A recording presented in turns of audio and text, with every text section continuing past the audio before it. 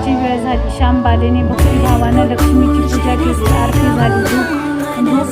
धूप दीपांचा वास दरवळला. श्यामबालेचा कडकडीत उपवास होता. भोजनाची तयारी झाली.